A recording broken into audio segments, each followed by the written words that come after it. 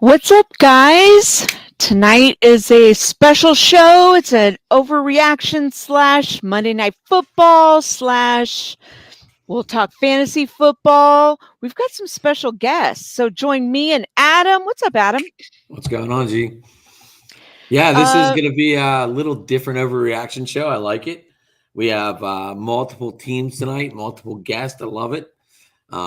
We even have our own tonight from the network. Mr. Tom. Yay. What's up, Tom? What's up, guys? What's going on? What's happening? I'm just going to overreact to like all the shit that went down, all those like crazy upset losses and like all kinds of crap. Sounds good. Right. So we'll bring in Tom. We'll bring in Tom Driver first because this game happened this weekend. Matt, what's up, man? What's up, Matt? What's going on, guys? Thanks for having me on the show. Thank you. I appreciate the invite. We've been talking about it for a little bit, Adam and myself. It's nice to jump on the show. I'm a fan of you guys. Oh, thanks, man. Thank you. I'm going to bring in my live at the gate incident this weekend. That was in Minnesota. What's up, Thaddeus? Hey, everybody. Yes, Lions fan, went to enemy territory, and for about 57 and a half minutes of the game, things were great. And then the most important 2.5 minutes, couldn't capitalize, which as a Lions fan, I'm pretty used to. But that was a good time, and glad it all worked. Thanks for having me on tonight. Excited to be here. Thanks. Nice. Welcome to the show. All right. And our last guest, Jets Chaos. What's going on, man? What's up? Just long-suffering Jets fan here. The suffering lives on. I feel like me and Jets Chaos are kindred spirits with teams that suffer and have very little success. So I feel your pain. And there's a little connection there with Robert Saleh. So yeah, we're trying to build that San Francisco type thing out east. I always joke because I'm in Sacramento, so I'm always joking. We're gonna be Niners West. I'm Niners East. 49ers East out in New York. Yeah, we miss Saleh, but D'Amico Ryan stepped up for us. So about the only thing we had going on was our special teams and defense. Shit. This is explicit language rated, so you guys feel free to, use the sailor language if you wish. Right up my alley. I know Tom is ready and gearing. Well, Tom and Matt had their first big matchup of the year. It did go not Tom's way this time. No, it did not. But, the back and forth games with them guys are usually pretty good. And I will say, the Pats came out on the bad end of it, but they had some offense rolling on for a bit, which is nice to see because they've been pretty, non-existent in many ways so far this year. So I didn't necessarily mind the offense. I think they put up like 450 yards, which is something to say. They didn't win, which is in the end that's what really matters. But when you're trying to stop Lamar Jackson and he gets 5 touchdowns, they let him run. They let him run rampant, and it's just kind of like years back. The Pats they'd be like, you know what? There's no way one guy's going to beat us, so we're going to take away the biggest weapon. And in this game, Andrews got 2 touchdowns. Jackson ended up with 5. Ran for 108, 110, or whatever the fuck it was. So they did the exact opposite of what they used to do. And when they don't do that, then the chances of them winning the game are pretty low. So, they're going through a tough stretch now. This post Brady episode is fucking horrific so far. Oh my Lord, it is. They obviously didn't really set a plan in place for when they let the best player on the fucking planet leave. So it's been tough to watch. I know ill will towards Mac Jones. I think he's he's a pretty solid kid.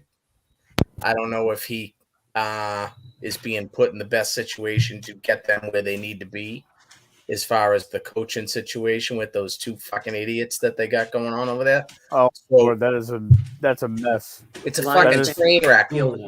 Absolutely. Matt Patricia, I think, the Lions were not good, but I think Matt Patricia pushed the Lions back in their quote unquote rebuild probably about 5 to 6 years. Yeah. And the other thing too about Patricia, I hate the fucking guy anyway, but the whole reason, he has a thing with Kendrick Bourne, so they're not playing Kendrick Bourne because he's in, of all people's doghouses, fucking Patricia's. So it's affecting their offense, because my issue, I had called the guys today about Bourne again, where he had 17 snaps and little Jordan Humphreys had 53.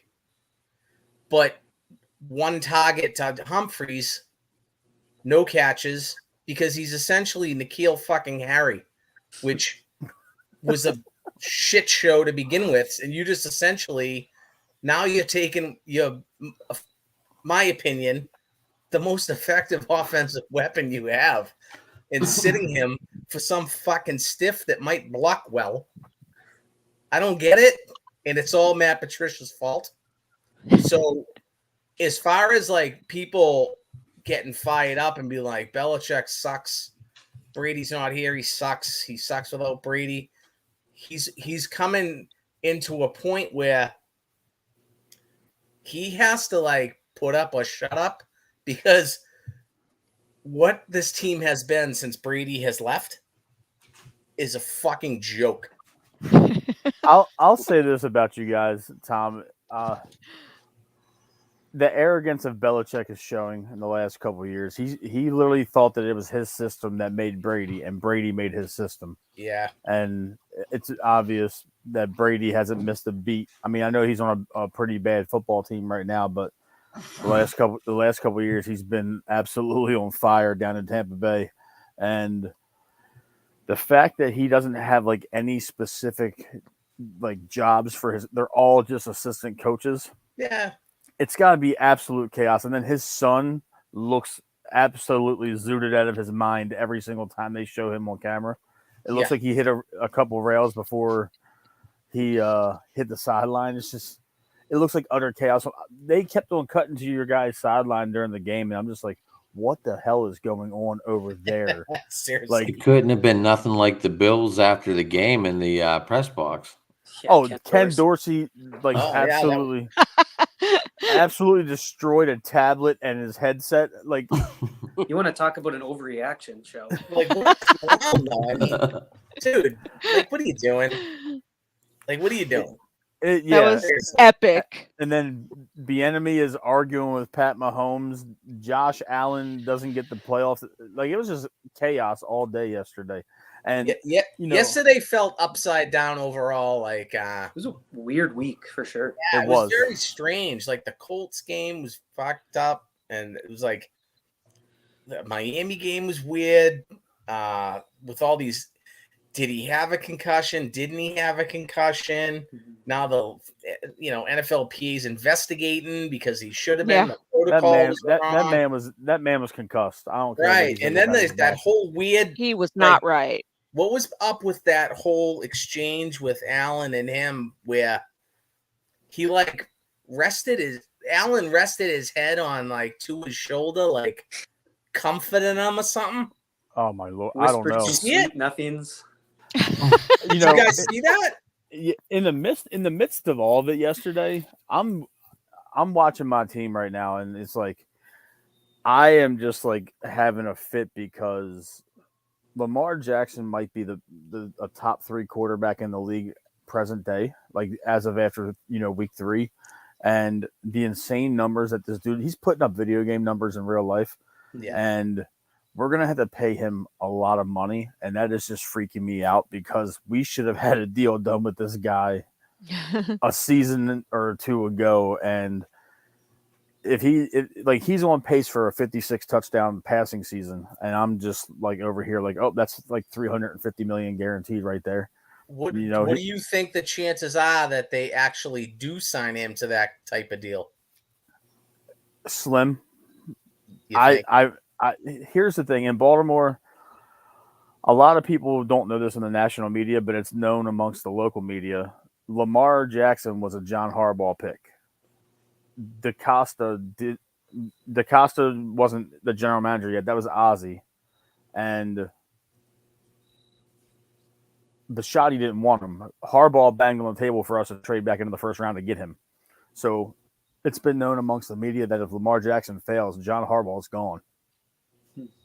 Really? So yes. Wow. They are tying Harbaugh to Lamar, which is crazy because Harbaugh's got 15 years here as a head coach. Yeah. That's what I was gonna say. Like he's been there forever. The thing is, that seems to be a thing in our division, Matt. 15 years as a head coach. Yep. And it's like Bisciotti's pissed off at the Haslam family for giving Deshaun Watson all that money. And the whole league is, I think. But the thing is, if you notice in the other quarterback contracts lately between Kyler and Russell, both of them didn't get guaranteed money, and they're better quarterbacks than Deshaun Watson. It might be debatable about Kyler, but I think Russell's a pretty good quarterback, even though he's absolutely atrocious thus far. I was going to say he hasn't showed that this year yet. Yeah, but I'm going off of a body of work though. He's been pretty good. I just don't think that it's in the Ravens' DNA to give that much money guaranteed to one player. We've been notoriously tight on the cap. It seems like every single year because we always have a couple big contracts here and there, and then we overpay somebody, or somebody retires midway through a second or third contract. I just don't believe that we're going to give him that much money. Now, if he wins a Super Bowl, this is going to be a Joe Flacco situation all over again. They're pretty much going to slide Lamar a blank check and say, what do you want? And then we're going to give it to him because they're not going to let Lamar Jackson walk after a Super Bowl run. And Lamar Jackson, and you go buy all the cheeseburgers like Flacco did? When Flacco went through the drive-thru and got a chicken nugget meal, like after he just signed a $121 million deal, I'm like, dude, I'm surprised he's lasted in the league this long because after he got paid and after that Super Bowl win, he stopped giving a shit about a lot. And I love Joe Flacco, but he was literally one of the last people in and one of the first people out of the facility. And everybody bitched about it in the local media that he was a 9-to-5 quarterback. He wasn't one of those guys that dedicated his life to the game. Shout out real quick to 49ers Throwback. What's up, family? Faithful watcher. Okay, go ahead. So, Mr. Chaos, what do you have to say about Joe Flacco? Is his reign over? Is Wilson coming back this week, or what's going on? Well, they've said from the start, once Wilson's healthy, he's playing. That's always been, Saleh said that right from the start. There's never been a question because, obviously a 37, 38-year-old quarterback is not – he might – even if he was the best chance to win per game, the Jets aren't a win-now team. So they need to know if they have their guy or not. So Zach is healthy, Zach plays. It's just that simple because they need to make a determination on who their quarterback of the future is.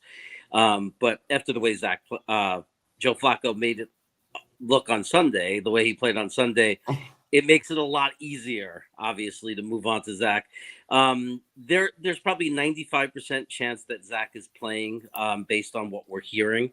But they won't commit 100% that he's going to be healthy enough. But he is, he's been practicing for about over 10 days now, maybe a little bit longer, even almost 2 weeks. So it's looking like he's going to come back against Pittsburgh. How excited are you to watch this Breece Hall guy? It's always fun to watch Breece Hall right now. but the Garrett Wilson is he didn't do it against he didn't get a chance to really play against Baltimore, but I think he did enough to show them that they were like overlooking him. And Garrett Wilson's been like kind of like lighting up the fan base, because as much as we like Breece Hall, Garrett Wilson is like clearly establishing himself in our minds as finally the Jets have a star receiver, an electric player that we can really be excited about. But Breece Hall is no different. I mean, he's got a little bit to learn in the running game, though. There are some things he's doing, but nothing that can't be corrected. Nothing that's not common for a rookie. But the receiving, him as a receiving running back, has been really exciting too. Thaddeus, you got a pretty exciting wide receiver on your team as well. Yeah. Do you mean Amon-Ra St. Brown, or do you mean Jameson Williams, who's coming back in a couple of weeks? I would say Brown right now. He's got the hot hand. 8 receptions, 8 receptions a weekend. It's getting pretty ridiculous. Yeah, he got banged up a little bit yesterday. Had to come out of the game for, I think he missed a few series. I believe it was towards the end of the second quarter, if I'm not mistaken. Being at the game live, it's always a little bit tougher to track things. But that's a little concerning if he's going to be banged up. I mean, obviously we already have Swift, who's carrying injuries week in and week out, who's obviously a focal point of the Lions offense. And so if you've got your receiving threat, who your number one guy, who's also banged up, and it's only week 3. I mean, one of the fans in the stands yesterday was saying, thank goodness we have a early bye this year, week 6 coming up, because we've got, even Aiden Hutchinson, our second overall pick from last year on the defensive edge. He had a Charlie horse week 2. And I mean, I don't know if it carried over this week, but he really kind of was, I mean, I would say almost a non-factor in yesterday's game against the Vikings. And so, but yeah, St. Brown's been fun to watch. Yeah. Obviously, DJ Chark that they signed in the offseason, he had a couple big plays yesterday. Even Josh Reynolds, a guy that played with Goff with the Rams a couple years ago, he signed partway through last year and then re-signed again this offseason. And he's been great. A couple times you can tell that Goff is kind of looking for Reynolds when he's facing a little bit of pressure, and just seems to kind of spot him in big moments. So, I mean, the Lions offensively are one of the most fun teams to watch this year, I think. I know I'm biased, but all the problems stem from the defensive side of the ball, specifically our secondary. Yesterday was pretty painful to watch. We had Tracy Walker, who's our starting strong safety, led the team in tackles last year. He left the game yesterday with what found out today was an Achilles injury, so he's out for the season. And after he left, one of our corners got picked on. Adam Thielen just kind of ran all over Imani Oruwariye, and he couldn't stop him. And so we're banged up in the secondary. We're banged up on offense. We have Seattle this week. So, I mean, so you Seattle, guys have a bye week. Well, I mean, they took it to I wouldn't say took it to, but they beat the Broncos week 1. Showed that they can kind of hang with some teams. It's not pretty, but I'm hoping that the Lions can fix some of the mistakes that they showed in week 2 or week 3, and hopefully we move to 500 football again come week 4, but we'll see. You have a fantastic head coach. I fell in love with Dan Campbell during Hard Knocks. Oh man, such an easy guy to root for, and I mean, I'm not originally from Detroit, but I lived in the Detroit area for 3 years. I'm actually a Canadian, fun fact, and I kind of grew up right across the border from Detroit. So I've always been a Lions fan. But I would say Dan Campbell, you hear this all the time where your coach or your player embodies the vibe or the feel of the city. And I mean, Dan Campbell is that. He's just hard-nosed, gritty guy, city of Detroit, Motor City, people putting their hard hat on, going to work every day. And that's the type of culture that Dan Campbell's really tried to build in Detroit within that organization, and showed bits and pieces of that last year. Obviously didn't reflect in terms of results last year, going 3-13-1. And obviously this year losing records so far, but it definitely feels like a different team than previous variations of it. I mean, things looked like they were kind of going well a couple years back, 2017 or whatever, when Jim Caldwell was the head coach. For some reason, he got fired, which a lot of Lions fans kind of shook their head at. You go 9-7, you fire your head coach for Matt Patricia, and we don't need to talk more about that. No, we do not. But, yeah, exactly. So I mean, it's kind of this funny thing for Lions fans that we say, like, we've had this feeling of hope before, where we're like, oh, maybe this is the year things start to turn it around, and we've always been let down. But for some reason, and I think Dan Campbell plays a large part of it, the hope and the optimism feels different this time around. I don't think the Lions are necessarily going to be a playoff team. One of the Lions beat writers for The Athletic, probably 2 weeks before the season started, he said the thing, and I've just been repeating it anybody I talk to, but he said, the Lions are probably a team this year that when those in the hunt graphics are shown during the broadcast on Sunday, as we get into December and stuff like that, the Lions were always the, grayed out team off to the side that were already eliminated.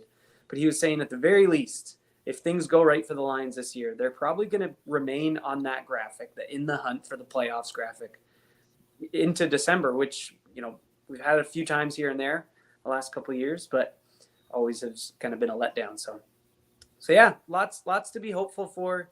Now we just have to see the results translate from all the talk and the media and the image that's being portrayed. We just need to start to see that resulting in some wins on the football field. I mean, Jets, I felt the same way, like what Thaddeus was just saying. I felt the same way, like whenever we did our show, that there's a lot of optimism in the room that day. Is that optimism still alive? I think there's some questions now about the coaching. I wouldn't say, like, me personally, I've given up on Robert Saleh, but he's definitely giving us some things to raise our eyebrows to. The personnel decisions have been puzzling. Who's active, who's not active.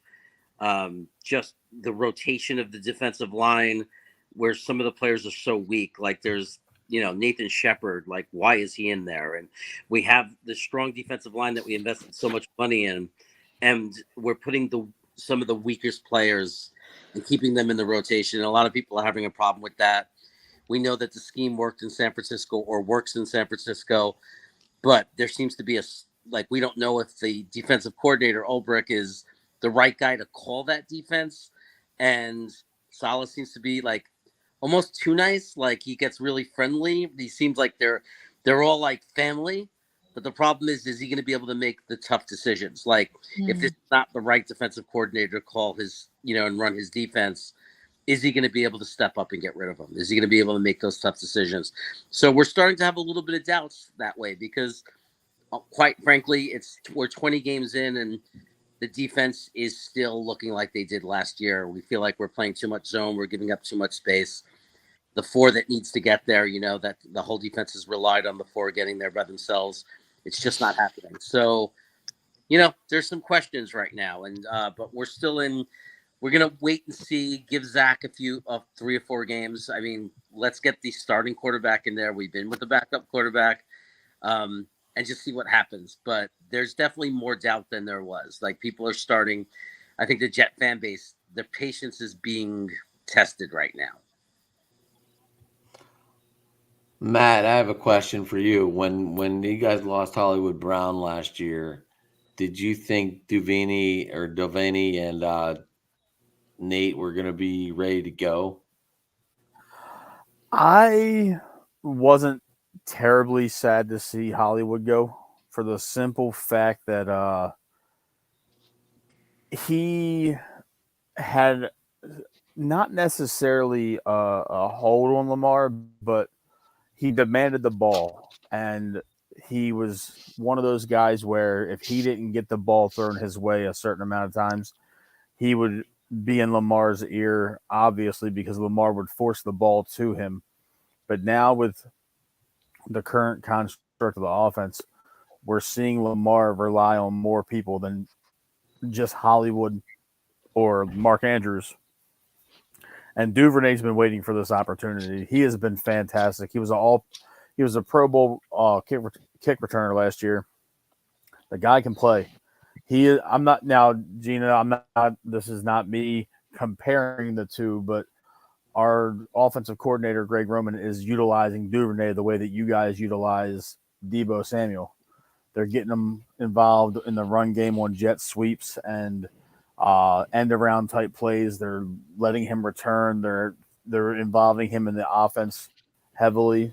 So I like the trajectory that Duvernay is heading. I think it's been refreshing to see Lamar give other guys his trust, and it's been very, rewarding so far. Seeing as though he's thrown 10 touchdowns this year to a handful of different guys.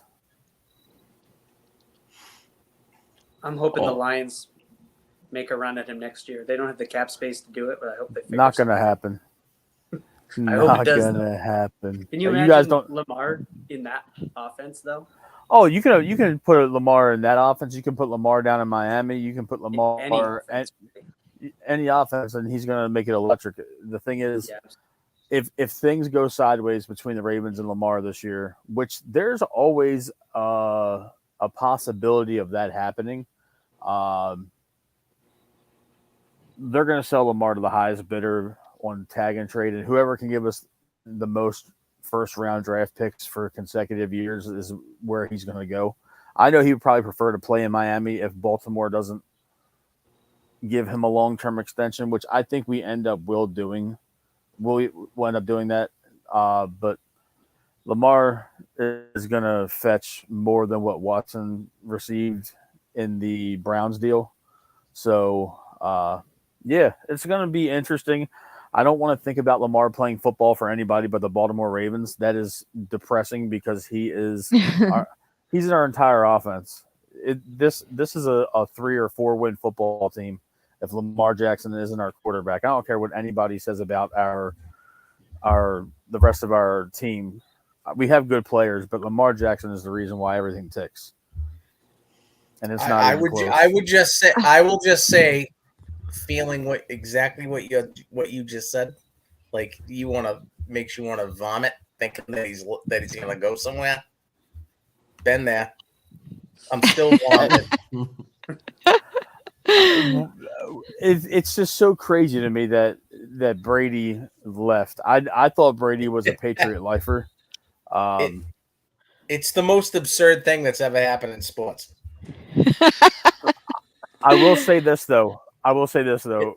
Tom Brady's character and personality is definitely shining through. The tossing the Lombardi on a boat drunk and being carried by the quarterback's coach and having the little Instagram show with him and Gronk where they put their feet in a kiddie pool and they draw pictures. Like, that's the Brady I've been wanting to see. He was very uptight in New England, and he's actually one of the funniest dudes in the NFL now. Well, you can't do that stuff while you're here. You got to wait till you leave. Like you gotta keep it buttoned up while you're on this team, I guess. And winning is essentially the whole point, I guess. Which is fine. Belichick's douchey attitude when they win is one thing. His douchey attitude when they're not is something else. So, where he's a total prick to like the reporters and stuff, that could fly when you were winning fucking 12 plus games a year and, going to the fucking AFC championship just about every season. But when you shelling out a product like you are right now, you kind of need to stop being a prick, and you need to start answering questions on, why you let the fucking greatest player in the history of the fucking sport walk, without, with nothing in return. Well, Thaddeus, I know he has to leave. Yeah. I know you got to get out of here, but I wanted you to meet Outdated. He is the Chicago Bears guy. And, Andy, if you're looking for someone to fill in on the Lions for him, maybe get a hold of stay at home there. Let's do it. Yeah. Yeah, thanks for letting me hop on tonight, guys. I actually I normally record on Tuesday nights, and I have a couple buddies that join me, but for whatever reason, scheduling this week, we're recording tonight. So I'm actually a couple minutes late to go start recording with those guys. So I do have to bounce off, but great football banter. I realized we didn't really cover the 49ers all that much. It's all good. Thank you so much. Oh, appreciate it. Glad to be Glad here. to have you. Thanks, Thanks, guys. Good luck to all of your teams for the rest of the season, unless they play the Lions, and then I hope they crash and burn. I love Very the probably will. Thanks for enthusiasm. stopping by, man. Absolutely. Take care, Thank guys. you. Thanks for having me. Thank you. So welcome, Andy. Hey. Good to have you back as usual. Well, yeah. I mean, you guys were talking about 3-4 win teams. That's probably going to be my Bears this year. So. And I'm still reeling in from the bullshit last Sunday Night Football that we clearly let slip by. I mean, we gave so many opportunities to the Broncos offense, which they really didn't take. You know, we just kept giving them chances after chances after chances. They didn't get And- 1 third down until that final drive, I don't think. It's like, just handed them the game. And Jimmy was trash. I get that. But so was Kyle and his, schemes. Like, I was talking to one of my friends who's also a podcaster, and he hasn't put out any content recently, but he was like, Kyle should also play too, or set up schemes for the players. I mean, Debo, okay, Ayuk did really well. And Adam, we were talking about that because you had Ayuk on your fantasy team, which we can also talk some. That first touchdown right away, I was like, yes. Yeah, And then we can also talk fantasy. Yeah, And they went quiet, and I was like, then it was like, and it kind of reminded me of when Jimmy came in when Trey got hurt. Like, he's running through that drive and scoring and everything. Like, yeah, Jimmy saved the day. And then the second half, it went all quiet. Like, okay, is this flashes of what we're gonna see this fucking season? Like same old Jimmy. It's just like 49ers fans are pretty pissed off. We're like just tired of it. And so I put a poll out there, you want Brock Purdy? You want Jimmy? I just can't believe the responses. I shared the poll to the group, but I didn't really pay attention to it. Iowa State has a history of amazing quarterbacks, a la Sage Rosenfeld's legend. This and poll, somebody else, I'm sure. Right now, it's at Brock Purdy, 41%.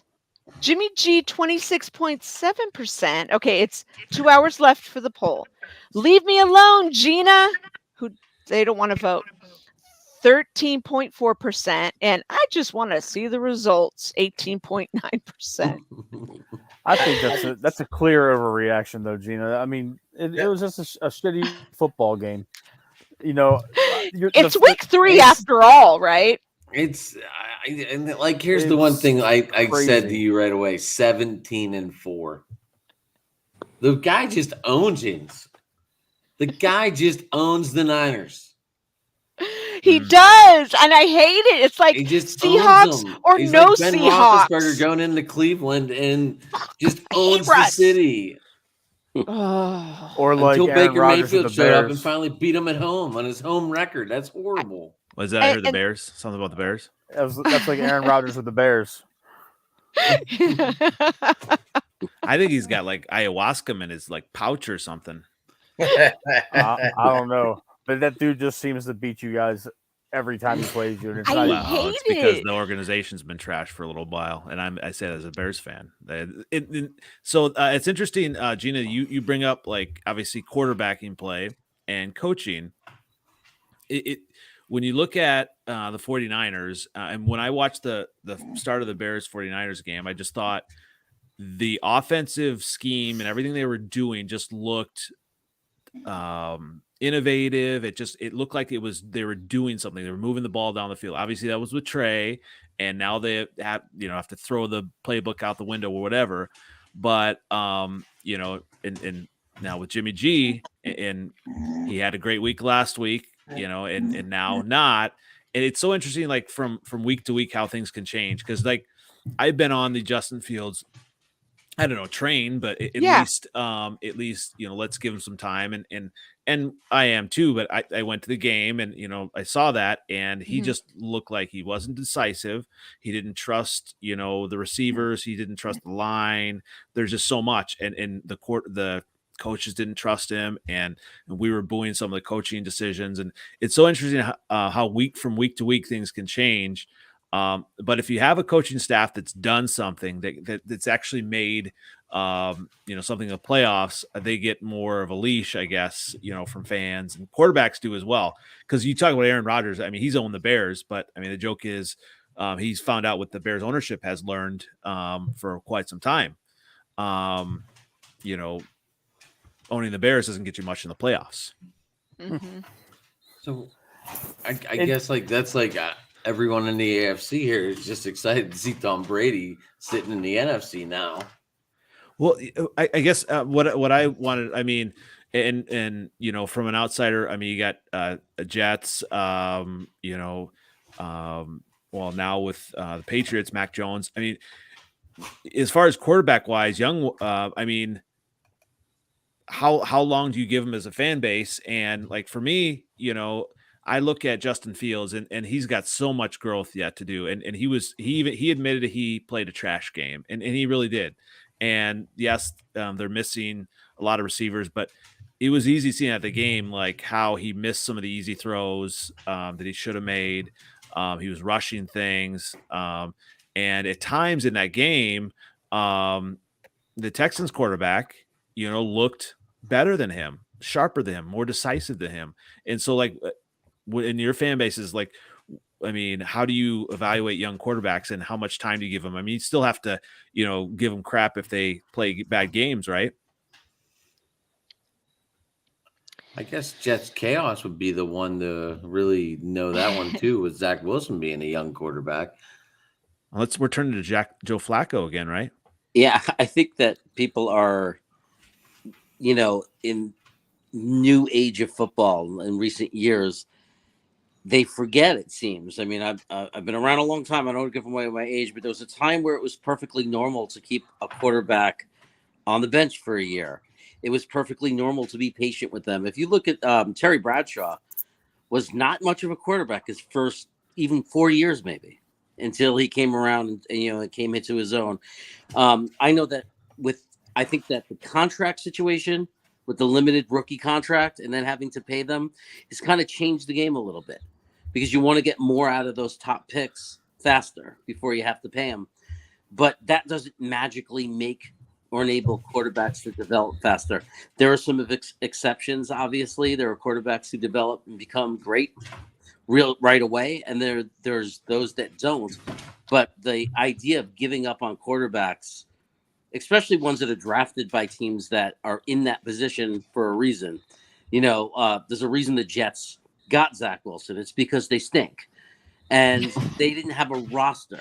So to expect this rookie quarterback to come out of BYU and be able to perform with one of the worst pass defending offensive lines, with kids playing around them, they're all kids. They got young players around them, a rookie coach, a rookie offensive coordinator. It's just insanity that people would judge him on anything other than, let's look at him the first 6 games of his career of the season, and let's look at the last 6 games of the season. And did he show growth? Did he show the ability to improve? And not look at the overall numbers, but I guess fans just have a really hard time doing that. I like that. And maybe that's, as a fan, as a Bears fan, being there immersed in it, I'm like, okay, I want to see growth in game, but you're right. You have to look at it from a longer perspective. And, probably the hardest thing is when you've got Packer fans, in your face saying, look, he's better he's not better than Mitch Trubisky and all this stuff. And I'm sitting here, waiting with my popcorn once, Aaron Rodgers is done, because the Packers are going to be SOL. He's a choke artist anyway. Yes, well, he exactly. is. Exactly. Thank you. Exactly. He's an I'm the absolute biggest. choke artist. Thank you. Yeah, he only beat Caleb Haney to get to his only Super Bowl. So there you go. Adam, I wanted to And kind of chime. I'm sorry, can't Gina, beat the I'm sorry. Niners in the playoffs. But Okay. anyways, go ahead. He can't I beat just wanna- anyone in the playoffs.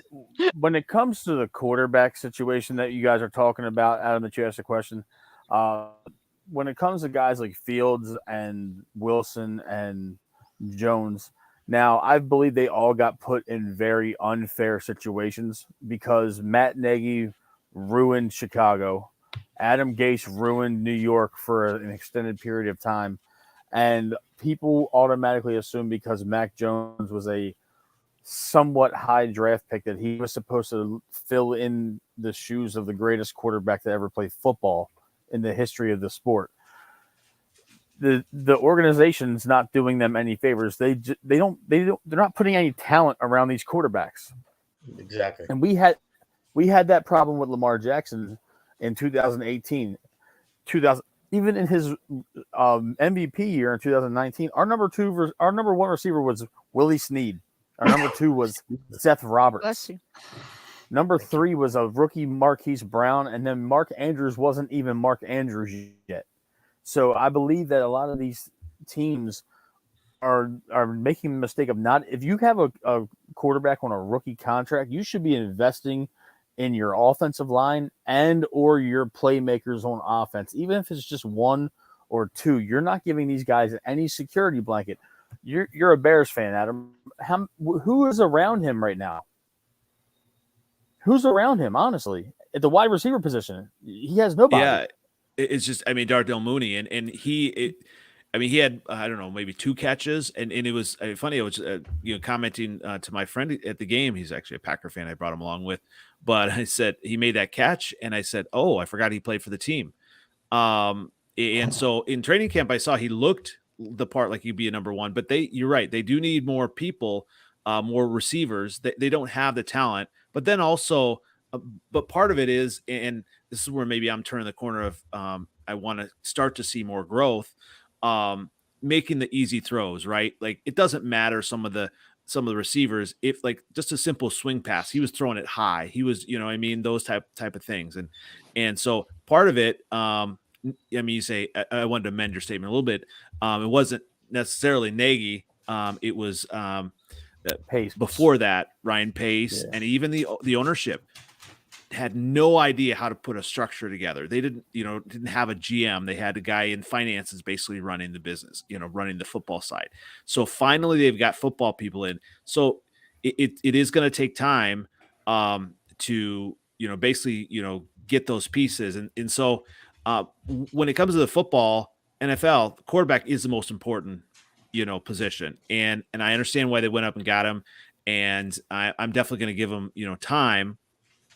But also, I mean, you want your quarterback to be decisive. He just does not look like he's questioning himself. He's questioning just that, the coaching staff into situations and knowing what to do with the ball. And that's hard to see. But it is. I mean, it definitely is. But at the same time, what are they putting in front of him? You got to look at it. You got to look at it from the quarterback's perspective too. Now New England, I'm going to use New England for a second. They literally spent money on their offensive line, their tight ends, and their defense. They got Devontae Parker towards the twilight of his career. Jacoby Myers is a good wide receiver, but you don't really know what you're going to get out of him on a week-to-week basis. And like Tom said earlier, N'Keal Harry was an absolute disaster. And I believe they traded Chicago now. Right. I mean, and then in New York, you draft Breece Hall, you draft Garrett Wilson, you sign CJ Uzomah, but they're all young, with the exception of CJ. They're all under 25 years old. So you're going to have to give them time, and you're not going to probably see the desired results until you get to almost the end of the quarterback's rookie deal. We dealt with it in Baltimore. We didn't put any weapons around Lamar Jackson until 2020. His third year as a starter, we decided to start drafting wide receivers in the first couple rounds instead of going to the veteran bottom of the barrel cheap route that we've gone for the entire existence of our organization. And now you're seeing the results where you got a number one bona fide receiver with Rashad Bateman. You got a number two in Duvernay. You got Mark Andrews. They drafted likely because there's going to come a point in time where Mark Andrews is going to make $20 million a year as a tight end, and I doubt the Ravens are going to pay that. So when he's ready to go and he hits 30, we have somebody in the wings waiting. So you guys have always had tall tight ends, though. We have even on the second and third like lineups. Boyle, Ricard, likely, going back, with Pitta and Ed Todd Dixon. Pitta, that's what I was thinking of too. He Todd was Heap. good. But Todd Heap, yep. I hate that quarterbacks get an unfair assessment when the teams are so bad for so long, and then you just throw these kids right to the wolves and you put nothing around them. And the current regime that drafts him is not only trying to develop a quarterback, but they're fixing the mess of the previous regime. And it's you got to kind of give like that 2 or 3 year buffer to really assess if they've gotten better from their first game. Like Jets Chaos was saying, where you want to look at the first 6 and the last 6. Sometimes you got to look at the first year and the third year to really see where a quarterback is. And it's difficult because the AFC is absolutely loaded with quarterbacks. There's 12 good quarterbacks in the AFC right now. So having Mack and Wilson, or not Wilson, Mack and Wilson, that's an unfair assessment. And then in the NFC, it's a bunch of middling quarterbacks. So there's a drop off after Brady and Rodgers, and they really just didn't give you guys a fair chance with Darnell Mooney as your number one. He's a number 3 anywhere else in the AFC. You put him on a team. Yeah, I'm not trying to say he sucks, but he's okay. He's a 2. Okay. On some teams he's a 2, but you throw him in Kansas City, he's a 3. You throw him in Buffalo, he's a 3. Kansas City now? Oh no way. I'm just saying. I'm just talking about in recent history, not right. I mean, if you're talking about right now, but if you put Mooney in Buffalo, he's not seeing snaps over Gabe or Stephon Diggs. So right. I really think they're doing Fields a disservice because the thing is they're associating him to the new wave of quarterbacks where guys like Mahomes and Jackson and Allen can not only make plays with their arm, but they're making plays with their feet. And Let's not leave out Daniel Jones, who's leading the team in rushing tonight. So 50 yards. I was going to say, I was going to say, now, Matt, you're saying, doing them a disservice. I think it's a there's 2 different things, right? Like, it's the fans, what the fans want and what they're thinking and what the organization, the organization is fully behind Fields. They just are, they know it's going to take time. As fans, we want to see something happen now, especially, we compare to other quarterbacks and all that. And especially as a Bears fan, and you probably know this, Jets Chaos, when it's been a quarterback wasteland for a while. I don't know, was Chad Pennington the last best quarterback for the Jets? But yeah, when it's been a quarterback wasteland, we want to hitch our, to a quarterback and see them succeed because we've been so starved for quarterbacks. And so it is hard then as a fan to see kind of some of those simple things, but you look at it and I did see some highlights. There were a lot of, there were some good plays that he made and you're right, though. It is going to take time. It is a disservice to say he's a bust right away, or we're going to get rid of him right away. Let's draft someone else. We do need to give him time. As a fan, probably, especially living in Wisconsin, the hardest part is hearing that from the Packer fans. And I just want to throw up in my mouth anytime I hear that. When Aaron Rodgers retires, the Packers are going to be a 4-win football team. Let's just put it like that. And I'm not saying it because you're in this group. No, it's true though. They are. Yep. Aaron Rodgers is where that team begins and ends. And the thing is, he's considered one of the greatest quarterbacks of all time. I just don't understand how, when he's won 1 Super Bowl in the entirety of his career, and everybody tells me he's the greatest quarterback of our generation. No, Brady and the Manning, Peyton Manning, Breeze, those guys I equate to be better than him because they won when it mattered. Aaron Rodgers is a choke artist. And then he's eating up $50 million of cap because he wants to be the highest paid quarterback in the NFL.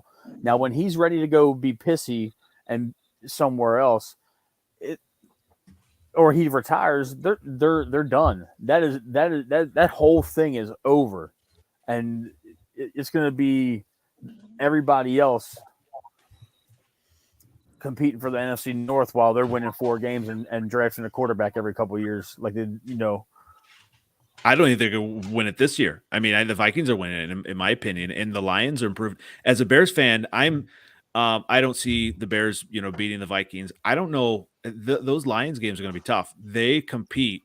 They can score, and their defense. I don't know about their defense, right? But I'm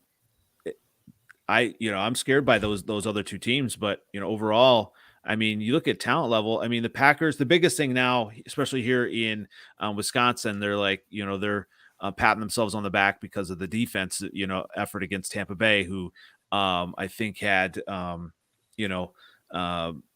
people off the street, playing wide receiver for them. They were missing Mike Evans and Chris Godwin. They literally, yeah. They literally Julio Jones didn't dress. Yep. Fournette, Rashad Perryman was the number 1 receiver. Rashad Perryman. That's all I got to say. So we want to talk about quarterback situation. Evan, I'm sure you could fill us in on some good quarterback conversation going on up in your neck of the woods. Hey, Evan. Hey, everybody. Sorry I'm late. But, it's all good. If you guys watched the last time I was on, I was talking about Jacoby Brissett and his expectations. And besides week 1, where it just looked like he wasn't comfortable, I thought him not playing a lot in the preseason was such an issue. But these last 2 weeks have really shown me something. A lot of the practices have gotten a lot more fluent, and to really be able to see a so-called top receiver in Amari Cooper actually have back-to-back 100-yard games, and to be able to see David Njoku finally get the ball and answer some of the questions that we've had with him getting his big contract. And now a lot of the question is, which from fans, which I think is pretty dumb, is what happens if, Brissett gets hot? Are we going to, not start Watson and let him sit for the rest of the year? And I'm sorry, you don't pay somebody, you don't guarantee $230 million not to play somebody. So, and that's also the reason why I think they picked up Kellen Mond, or using him to hold a roster spot, especially when we have some other injuries going on, especially with Myles Garrett getting in a car accident today and having to go to the hospital. I saw that. It was breaking news. His car was I was wrecked. like, what the hell? That looks bad. Cars all over Twitter. And my thing is, when he comes to the game, he's either driving the Porsche that he crashed or he's driving a Ferrari. And if you've seen them, they're very small cars, and that is not a small man. So I just don't. But,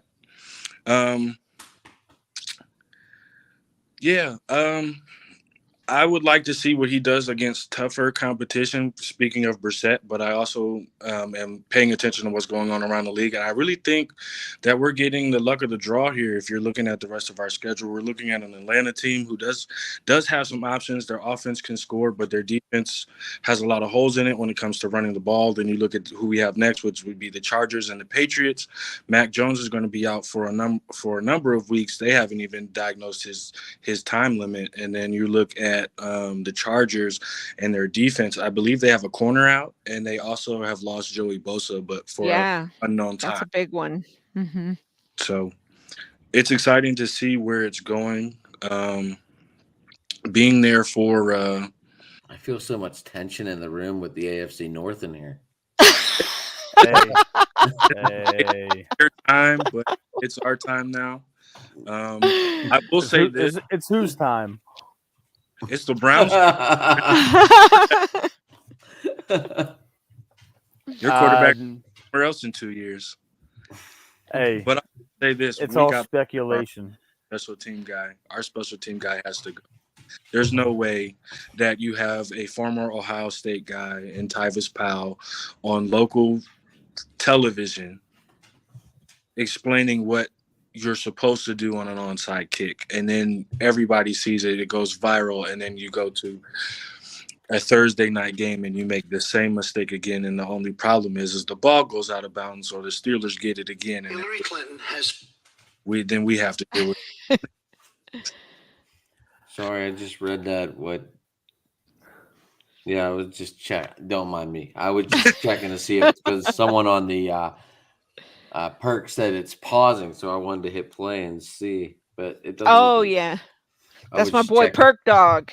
He's a Niner fan. Sorry, not to be interrupting there, but I don't know what popped up on there. Anyway, shout out to Perk, my 49er faithful fam. Let's go, 49ers. So you're a Niner. So I do have a question about what do you feel about the Garoppolo situation? I can't lie. All right, he played like straight up trash last night. Okay. There was a lot of problems. I mean, there was, but what can we do? What can we do? We're shackled to him. All right. He's the most expensive backup quarterback right now in the league on the books. I mean, we lost Trey for the season, and who are we going to put in? Brock Purdy? No. It's kind of good that we have him because what else were we going to do with Trey out? So we unfortunately have to run with him, let it ride for the whole season. He's not going to make these mistakes, hopefully, every game this season. We know what our potential is. Our potential is to get all the way to the Super Bowl, or at least the NFC Championship, at least the playoffs minimum. He's not, we're not a quarterback centric team. We're obviously we don't have an Aaron Rodgers, a Tom Brady, a Matthew Stafford, we have a mediocre quarterback. Our quarterback has always helped us get there. So what do we have? Our strengths. We're a run game team. We're a strong defensive team. We have, and now our special teams has finally showed up, right? We have to fucking control our penalties. And Shanahan has to help our Jimmy Garoppolo, mediocre quarterback, play to his strengths. He was talking about, it's just like riding a bike. I want to throw the deep ball. Well, I don't I don't know what's going on here. So obviously either he's in his head or he's just making those stupid football 101 mistakes. The safety, I don't know what's going on here, but he's who we have. He's all we have right now. So we have to ride with Jimmy G, whether 49ers Twitter likes it or not. And right now they're in shambles. I'm fighting with 49er fans right now. They're coming at my neck. I don't know what to do with them, but yeah. Unfortunately, that's what we got to do. I want Trey, but we, he's kind of off the market right now. He's rehabbing, and Perk is saying Niners all day, baby. Jimmy G full of shit, just like Shanny. That's how I feel. Hey, you know what? I mean, I'm with you, Perk. So do you think that Shanahan will tailor the offense to go back to what is successful with Garoppolo, which is a run-first style? He's got to. And right now, all our fucking running backs are all banged up and fucked up. We have Mason, who's shown flashes. We have Wilson. He had a fumble last night. It's like all the turnovers came from offense. Yeah. So Wilson fumbled the end of the game, right? Yeah. It's like Jimmy could have had a pick six, but luckily it was a safety. It's like, I mean, there's just so many problems on offense, and then I put a lot of blame on Shanahan too. I question his eliteness. I do, but do I want him gone? No, I just want him to tailor his shit to Jimmy because he's the only one that sticks by Jimmy, that knows Jimmy's capabilities. Jimmy's the only one we have right now. So it's ride or die, like, or else we crash and burn. I agree, but the question I've always had for 49ers fans, are you putting your blame when it comes to your head coach, GM, in the right direction? Because if you look at your draft picks, you guys have a cycle when it comes to drafting running backs in the middle rounds and taking the best player available, which is usually not an issue. But where has that in the last couple of years really helped you guys? I know that you haven't always had your picks, but you can look at guys like us. You can look at guys like the Ravens, and I hate to say that. You can even look at the Steelers, where late in rounds, they're really finding guys that are helping what they have now and progressing into the future. And I just don't see that with you guys. Yeah, it's interesting. I mean, there've definitely been some duds, you know. I mean, Solomon Thomas. There's been a couple guys who are like, what the fuck were they thinking? And busts, you know. Yeah. And then a few surprises: Fred Warner, George Kittle. You know, who knows what happens with Trey Lance? I mean, I just was fighting with somebody who called Trey Lance a bust, even though he should have sat on you know, the bench his rookie season, because that's, you know, what I think is the right thing to do, you know. And then they traded, you know, 3 firsts for him. My question is, was he the right quarterback? Should we have taken Justin Fields? You know, should we have taken Mac Jones? But I wasn't a fan of Mac Jones. I mean, who should we have taken? You know, who was the right guy? I mean, I really didn't know about Trey Lance. I was high on Justin Fields just because I know I had a lot of friends that were like, you know, Ohio State, you know, followed Ohio State and were from Ohio and all that stuff. So they're like, Justin Fields, yeah. So we were shocked, you know, that they picked up Trey Lance. I mean, it was just like the first we had heard of it on draft day, you know. But who knows? I mean, we'll never know. Now he's hurt now. I mean, I don't know if he could have been the answer. I don't know. All I know is it's always good to draft running backs because Kyle's system always seems to have injured running backs. Yeah, it does. I think that's a real hard position to stay healthy at. But as far as taking Trey Lance, me, if I was ever a GM, I'm never taking a guy who's only played 1 season and 1 game. Pretty much a showcase game at that. So it was gamble. Right. It was a tailored pro day with live shots. I was shocked when you guys got rid of was it Trey Sermon? Running back from Ohio State. I would have taken Justin Fields if I were you guys, but I really wouldn't have traded up if I were you when you think about it. You had just made it to the Super Bowl, 2 years before? Yep. You had a guy that you gave up picks to go get who was 5-0, 6-0 after he sat a week after being traded. Yeah, Patrick Mahomes did some things that a lot of people really didn't see coming in that game. But I felt like if you were going to go get your guy, I would have waited another year before trading up. I never believe in having a guy and then trading up and then saying, hey, you're going to play a year and do that, because it's never really worked.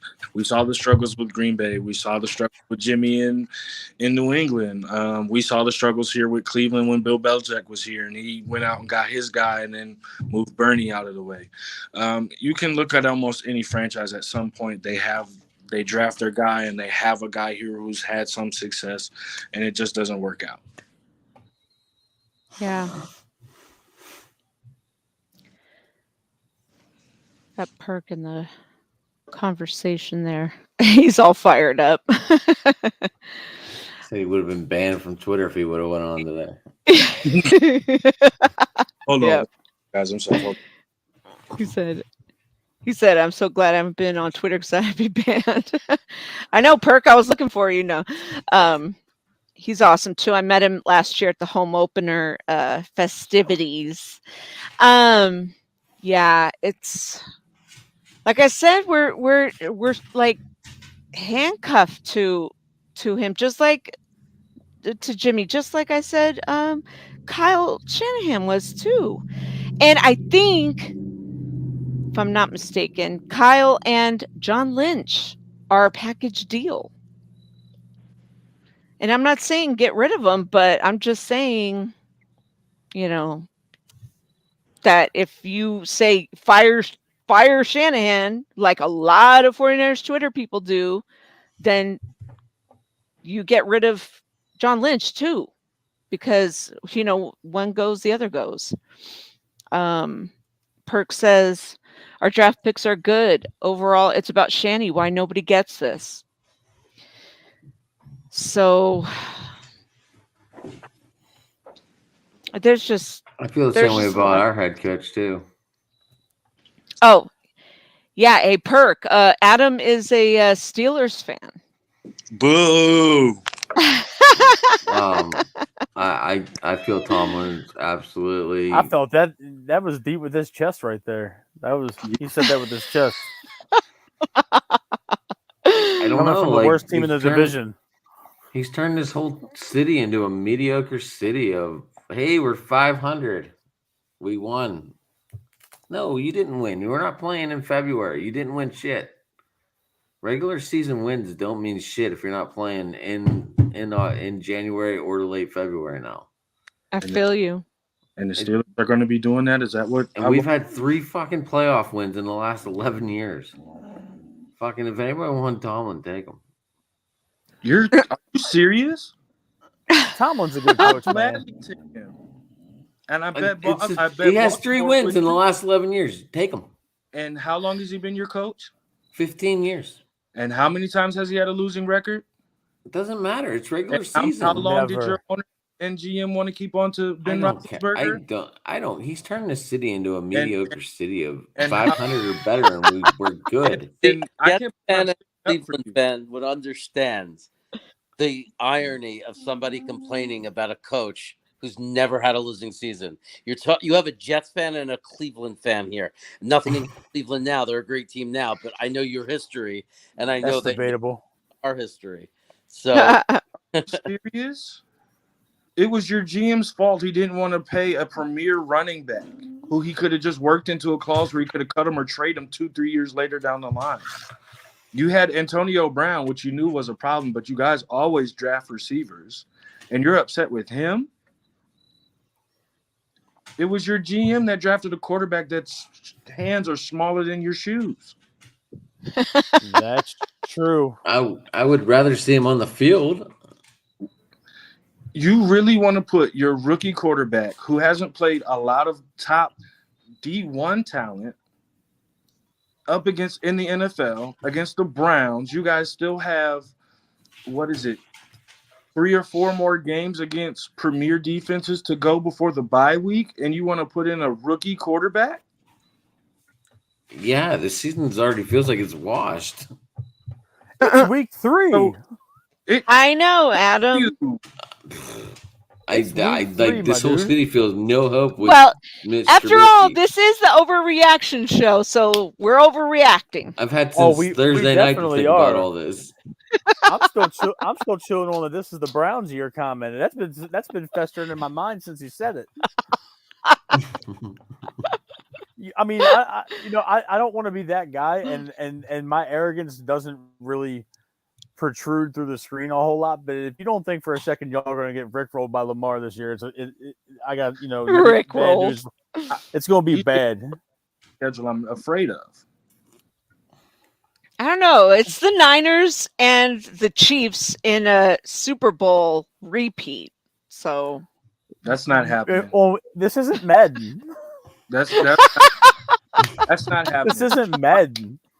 It's revenge time.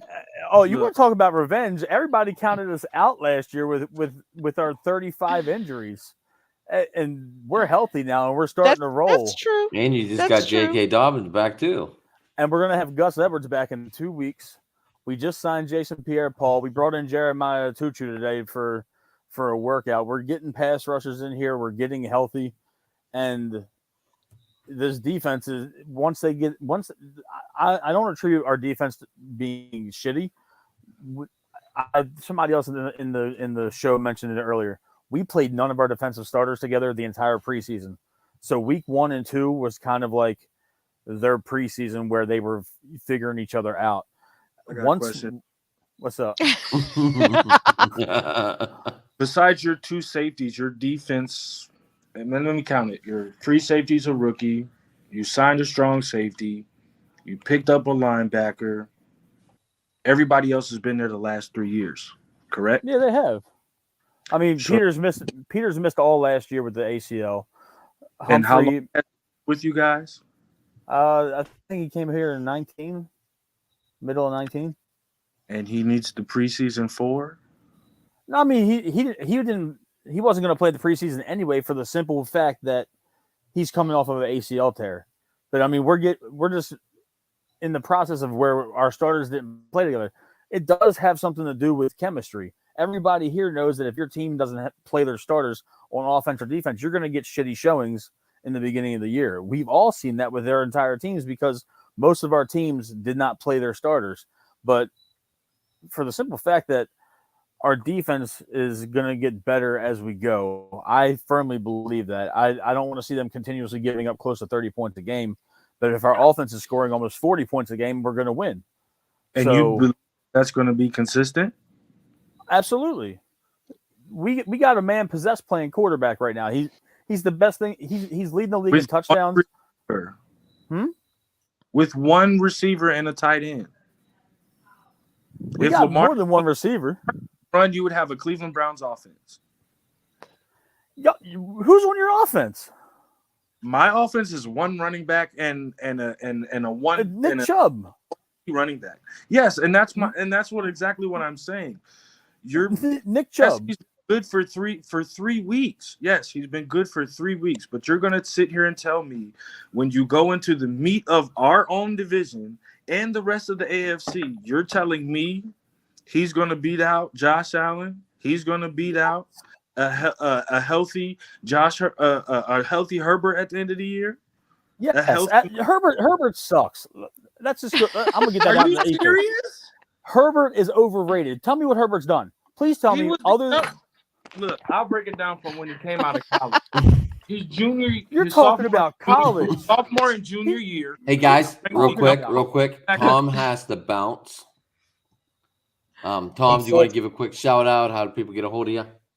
Yeah, you guys, it was cool talking to you all. Hopefully we'll do this again through the season. I usually do some stuff with Gina and Adam, trying to get back into doing a little more. Shit happens. What are you going to do? But yeah, I thought it was cool to see you guys. Nice meeting you all. Likewise. At Tom and Quincy at Corner Booth 617 on Twitter. I'm happy that you guys reach out. I'll talk whatever you guys want to talk about, whenever you want to talk about it. Thank you, Tom. Yeah, thank you for the invite, Gina. And I hope you guys have a good night, and we'll hopefully I'll talk to you guys again soon. Alrighty. Appreciate it. All right, Tom. Nice seeing you again, man. Yeah. Definitely. We'll get something together here real soon. Sounds good. Talk some Boston. I'm talking Boston. I love that guy. All right, guys, go. So the Jets chaos, they came back and beat your Browns. So they have a 1-up in that department. Who, the Jets? Yeah. I wouldn't say that the Jets stepped up and beat the Browns. I'd say the Browns. I think he's right. He's absolutely right. I think when you think you've won a game, when you've gotten to that point where you feel the game is over, this is professional sports, right? So when he's wrong. I'm saying when you lose that edge, it's hard to get it back. So what happened was, I feel like the Browns thought they had the game and they just emotionally lost that edge and then beat themselves, right? I mean, they just couldn't get it back. But really, if Kareem Hunt falls down on the 3-yard line, the game's over. I mean, so many things had to happen. It's one of these rare kind of things. But as a realistic Jet fan, we lost that game. We were outplayed for 58 minutes, and then it was just this freakish thing. But in my mind, the Jets are 0-3 as far as their competitiveness and playing other teams. It's just the Browns gave us a gift. You guys are pretty dark up there in New York. Jeez. So the reason I said you were wrong is because this was the thing that I had been talking to others on Twitter about, others at my job, that you go week 1, Baker plays like shit, and he almost beats you. You rely on a rookie kicker and a correct roughing the passer call, and you win that game that you shouldn't have won. And you come back and you're riding that high, and you go up early in the second half. And that's exactly what my issue was. The running joke around here for Joe Woods is don't get a 14-point lead.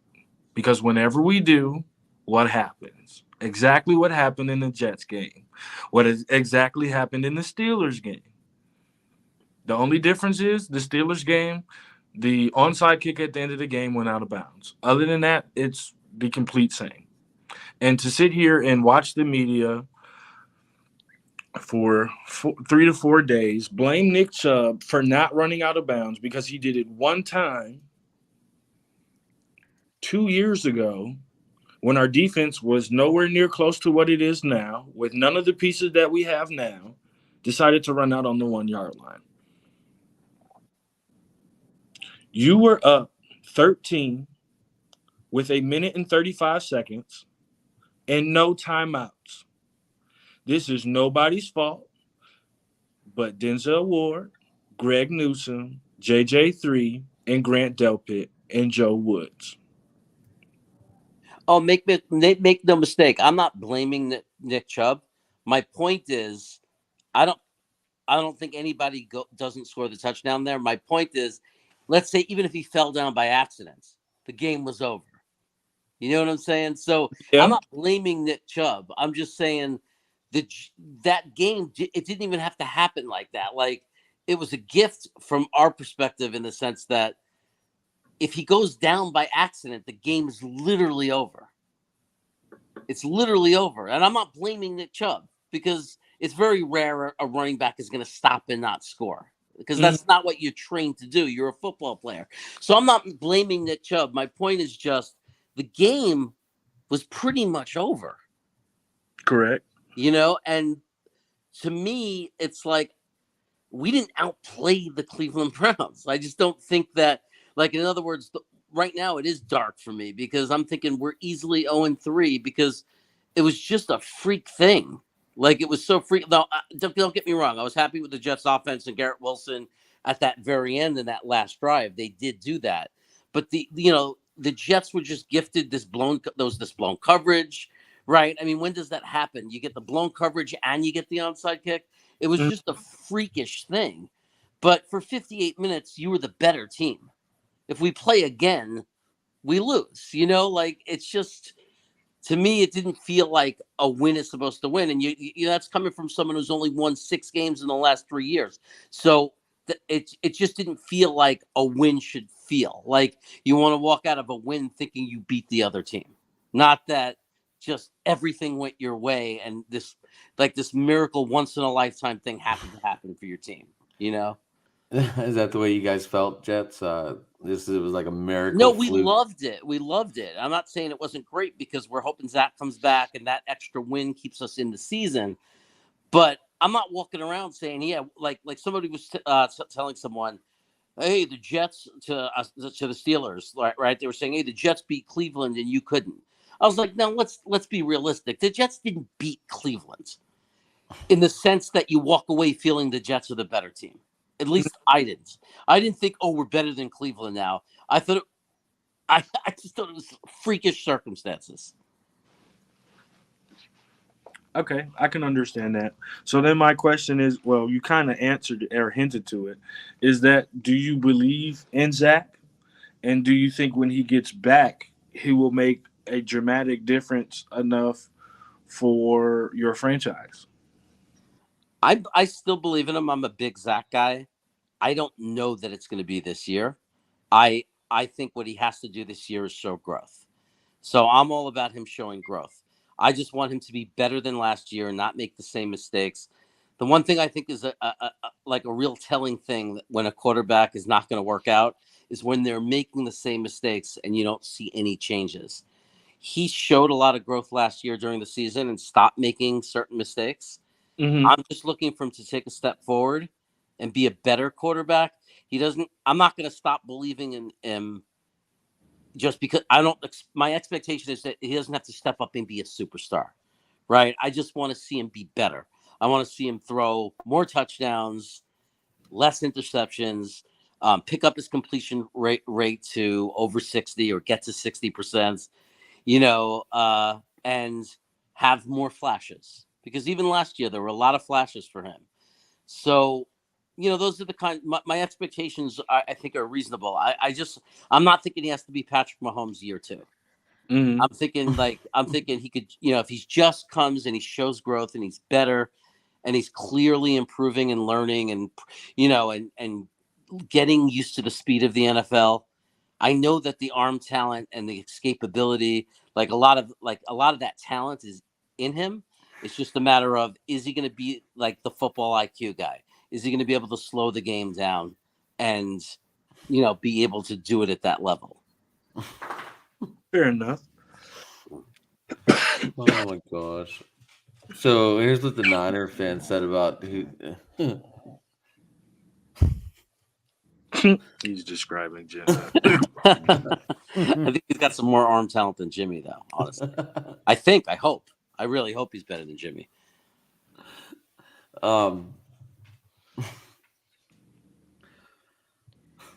That's funny. Anyway, so we're just looking for growth out of Wilson this year when he does come back. So what is, now that you've seen a couple games, Jets, what is your level of expectation on the season? Are you feeling any different? To me, we need to win the floor.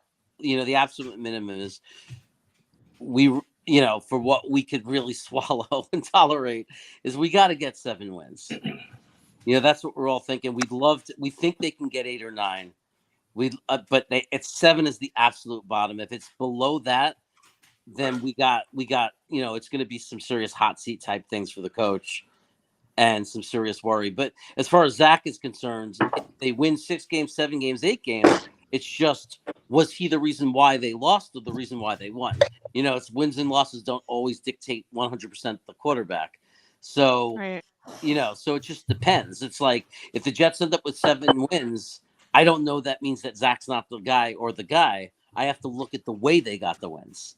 If they lost shootouts because their defense stinks, but Zach looks great, then I'm happy with Zach and I'm happy for the future because I think a defense is much easier to fix than finding that quarterback, especially for a team that hasn't had a great quarterback in a long, long time.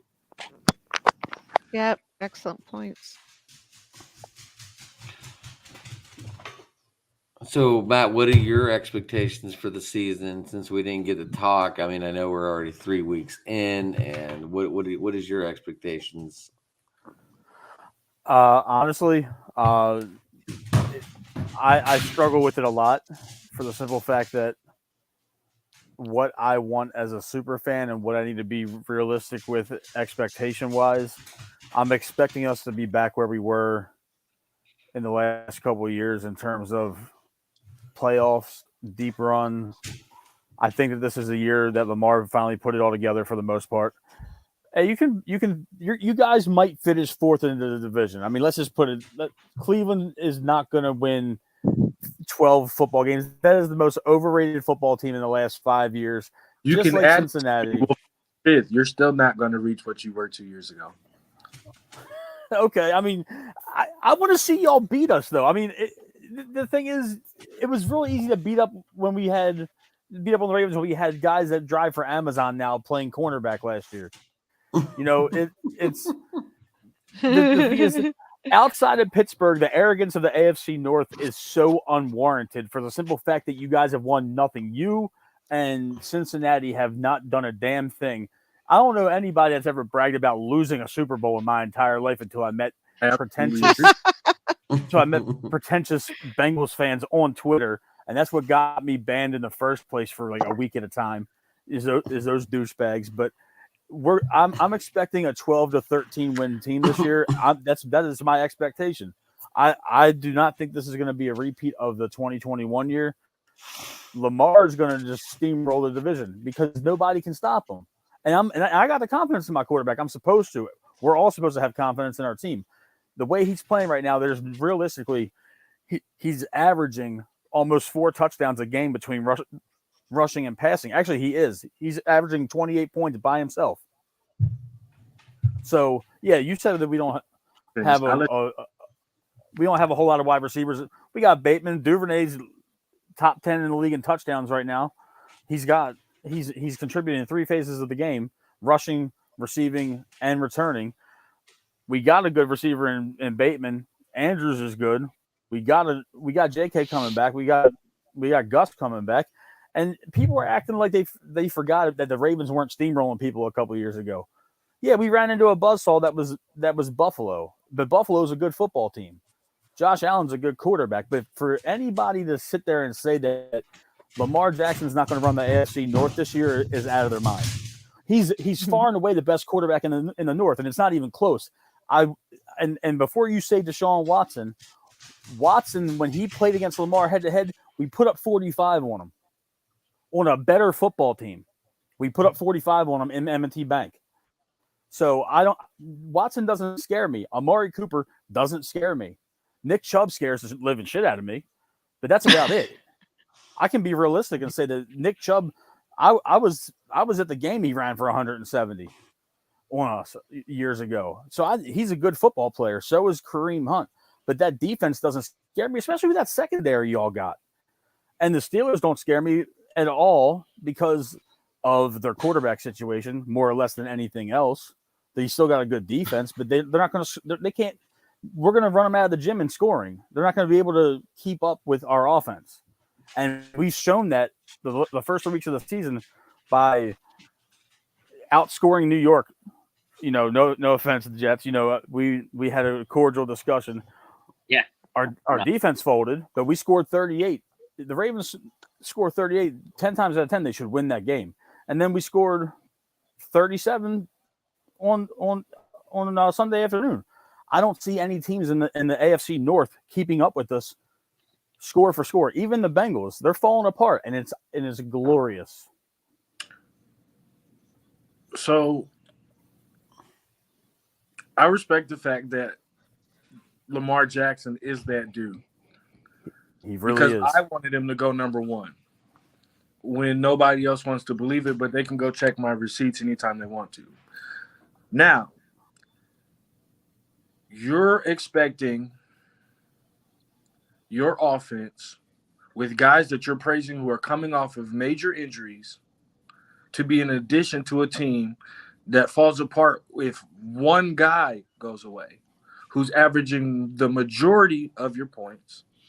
And then on top of that, you're talking about a defense whose 2 elite corners have been having injury issues the last 3 years. And you're telling me that you expect that same offense, that same production that you got the first 3 weeks of the year, even when Baltimore was the cream of the crop and there was nothing else in the division. When you played division games, they were closer than what you were dominating everybody else. And it was the same then as it is now. And you think you're going to win 12 games? 13. 13? 13. We're sweeping y'all this year, and we're sweeping Did Pittsburgh. You see we're coming back for blood. I'm convinced. Tape? Did you not watch your Miami tape? Okay, I watched it. I watched it. You have an elite quarterback, but you have the same issues that we have as Cleveland Browns. Your offensive line is terrible. It would be dead last if the Steelers weren't there. Let's be honest. Your running backs are a group of 5, and you have one dominant receiver who has it's very polite for me to say dominant when this is his first real breakout of anything, and you have one tight end, a one-trick pony, a seam route. Then nobody can stop. No one can stop it, right? So okay, I'm not going to counter every single. If no one can stop it, where's your Super Bowl ring? Where's yours? I didn't say. Look, I told Don't you. Look, I've had 3 wins in the last 11 years, but we have a great regular season, guys. When you said that we would finish last, what was my comment? You could add somebody else, and we'll finish 5th. We have a lot of holes, but for you to sit there and say that you believe you're going to win 13 games and do that in the playoffs is you talking as a super fan. Okay, but here's the thing. You mentioned the Miami game. Nobody else has Jalen Waddle and Tyreek Hill lining up at wide receiver for them. Yeah, Cincinnati's got good wide receivers, but they have a terrible offensive line, and Joe Burrow is coming back down to earth. You guys have Jacoby Brissett and Amari Cooper. I'm sorry, don't color me scared with that.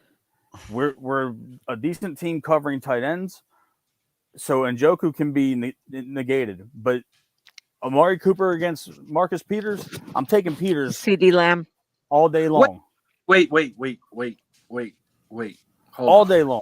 You're CeeDee Lamb touchdown.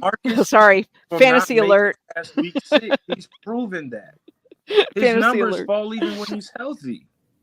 And you're going to tell me not number one, because we all forgot about Devontae Adams since he went to the Raiders. And since D-Hop got suspended, but a top 3, top 5 route runner isn't going to give a guy with bad ankles and bad knees problem? Absolutely not, because once we double cover him, it's over for you guys. I mean, you're gonna have to run on us, which isn't hard, but you're not going to be able to keep up with us scoring 38 points plus. It's just not going to happen. That you're absolutely average 38 points throughout the year. We have a quarterback that wants to be the highest paid football player in the history of the game. I believe in this man. Baker Mayfield wanted the same thing. But does Baker Mayfield have 12 touchdowns right now? There are college teams that don't average 38 points. You're talking about the best league in the world averaging 38 points for the rest of the year. We've done it the first 3 weeks, so why shouldn't I have the count? Who were the 3 defenses? Okay. You're talking. You just mentioned in the last sentence you just said. You said these are the best football players in the world and the most elite league in the world. So they're still football players. They're still defenses. They still are paid millions of dollars to play a game. We played Miami. Miami's got a good defense. We put up 38 on their defense. They just put up 42 on us. Who are the other two? They just beat we the played Bills. New England. You're acting like New England is a terrible defense when they're not. Okay, the Jets were the worst defense that we played. But you're acting like the New England Patriots aren't a good football team and they aren't a decent defense. They were getting after us, and I have no problem admitting that. My kids could get after that. Come on. This is fun. 10 to 12 games, I see it. But 13 games and 38 points. Y'all will be looking up at us in the divisional standings this year. If you got everybody here can hold me to my word. If you do that, you win the Super Bowl this year. Okay. Let's revisit this then. I will more than happily come back on this show with you, Evan, because this is it's a different ball game. We're healthy. We are healthy and we got playmakers. This is a different ball game for everybody. Jets saw week 1. We were clicking on all cylinders in that game. We couldn't help with our defense. Lamar can't play defense, but the man has put up 4 touchdowns the last 2 weeks alone. He put up 5. So his MVP year, when you faced off against Miami and they didn't have anything, and then you faced off, I think, again against the Jets, or was it the Giants, and he was throwing the ball all over the yard. What happened by the end of the year? Oh, I mean, of course, people figured it out. I'm not making excuses for that. But ever since you've gotten Lamar, this has been the situation. You get figured out. He turns into a geo tracker in the playoffs instead of the Ferrari. I don't know why that happens. You're right, and the thing is, I will say this: his playoff record is not good. I'm critical of that. I'm definitely critical of that. But in the last game that we played in the playoffs, where we played Tennessee, the man had 500 combined yards of offense, and the defense folded. So to me, this era is being defined by the simple fact that the defense can't hold what Lamar Jackson has been producing. And I hope that it doesn't continue, but I firmly believe that we're putting it all together this year and that it's going to be that situation. We're dark horse Super Bowl contenders, and people aren't going to realize that until it's too late, where Lamar's still averaging 4 touchdowns a game. There's no defense that scares us coming up. Buffalo's defense is extremely banged up. I will say that. Buffalo's defense is banged up, and then we got Cincinnati, and then I believe we got you guys, and that doesn't worry me. Myles Garrett worries me, and you don't even know if he's going to play any games anytime soon because we don't know the severity of his car crash, which is very unfortunate. But outside of Myles, they're all minor injuries. He was released later in the day. It didn't say it was very bad. It didn't sound like he was missing time. I mean, it didn't. It said non-life threatening, but I hadn't, paid attention to the sports ticker that much since I've been on the show. What you just said was, do you still have the same offensive coordinator that you did last year? Yeah, absolutely. Were you going to get him fired last year? Didn't happen. Everybody wanted to see him go because we know that history shows. Gina can attest to it because he was their offensive coordinator. The year after Greg Roman leaves an offense, the offense explodes. So we were just hoping that history was going to repeat itself. But obviously, they fired the wrong coordinator. If you're paying attention to what's going on right now, because Wink looks like he hasn't missed a beat. Bye, Perk. Shout out to Perk. Go Niners. Perk. Faithful. So how many are you guys in any fantasy leagues? Just because there's a whole roundabout I'm in question. 5. I'm in 5. I can't do a job in school. 5. I can't. All right. So how's everyone doing this weekend? I'm 2 and 3. I had Josh Allen in one of my leagues. I had the Mahomes, Kelsey, Juju stack in one of my leagues, and that ended terribly. I won in my leagues where I had AJ Brown because he just seems to be getting me 40 points a week in PPR. I'm kind of pissed because my wife beat me in fantasy football last week and she still won't let it go. You're going to hear that all year. All year. All she wanted to do was beat me and my brother, and she lost to my brother in week 1, but she beat me in week 2. And she sent me a screenshot of the confetti falling on the Yahoo app. So, yeah, fantasy football drives me insane every single year. I was this close to winning $1,200 in my work league, and I lost by 0.3 points in the finals. 0.3. Who screwed you? Derrick Henry. Oof. Oh. And I drafted Derrick Henry just to avoid that happening to me, and Derrick Henry has given me 1 good game out of 3. So I'm trying to hold on for dear life so I don't trade him, haphazardly before. He looked a little better this weekend. He looked a little better, doesn't he? He definitely did. I mean, he's still coming off a knee surgery, so regardless, I don't care how much you work, how much you do, you're still coming off a surgery, and it's major. And the intensity in my work league is heightened. We're all correctional officers, so our shit talking is on a different level, and the competitive spirit is like high octane. Every waiver wire transaction is criticized in the group chat. Every trade is vetoed because you got to vote on it. So, like, pretty much when you draft your team, and you rock with them from week 1 to 15. It's intense, for sure. That makes a good work week, though. It Or gives a you terrible something one to if really you- look forward to. You know, in my work league, the first week I put up 197 points, and then the next week I put up 102. So it's frustrating. But I'd like to torture myself. Jets, how'd you do? This season I got off to a bad start. Same reason, like Henry screwed me a little bit. But this week I'm in 5 different leagues, and I have to check, but I was well in the lead in all 5. So I had an amazing fantasy week. I think my teams were 5-0. And I think out of the 5 leagues, 2 leagues I'm doing really well. In the other 3, this was a much needed win. So we'll see if it, I'll see how it goes. But this week was great. I pulled up my app, and ironically, Hollywood Brown scored me 30 in my PPR league. So he saved my backside this week. Him and AJ Brown and Derrick Henry. DeAndre Swift let me down, but he's hurt. So, Did you ever think that Hollywood Brown would save your fantasy?